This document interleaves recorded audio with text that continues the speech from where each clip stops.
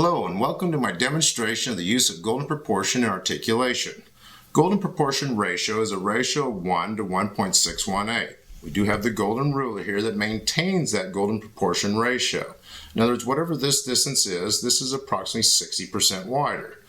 Now, it's fun to look at someone's hand. So if I look at your hand and I measure a knuckle-to-knuckle distance, then your next knuckle-knuckle distance is going to be 1.618.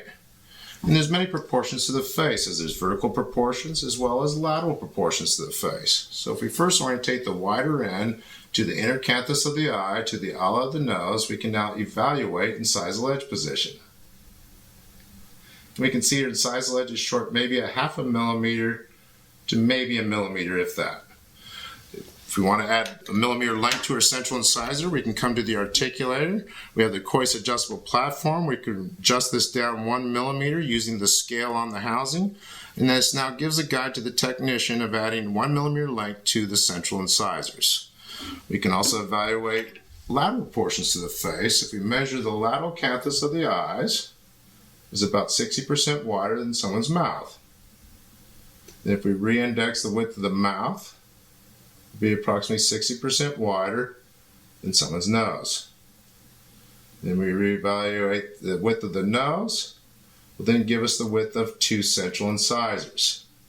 Once we have that, we can then measure that distance, which is 18 millimeters. We divide that by 2, which would be 9 millimeters.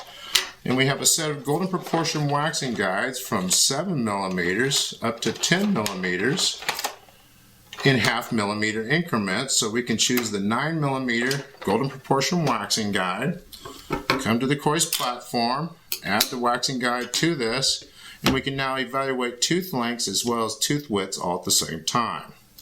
Now, if you would like to have a 1 or 2 or 3 degree cant to the occlusal plane, you can adjust the incisal pin here. The incisal pin is calibrated in degrees. So if we raise the frame up 1 millimeter or 2 millimeters, then we can raise the platform up to that position, and now the technician can then wax all the teeth to the platform, but when you place it in the mouth, it'll have a 2 degree cant to the occlusal plane.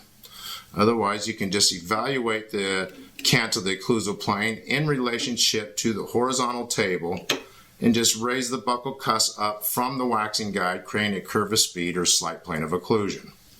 We can also evaluate vertical dimension of occlusion by indexing under the nose, and smile just a little bit, to the new length of the central incisor, and we can see that her vertical dimension is approximately correct, so we may not want to change that. If you did want to change vertical dimension of occlusion, you'd have your upper cast completed, so we can remove the platform, we then add the lower cast, and then we drop it down until the teeth occlude.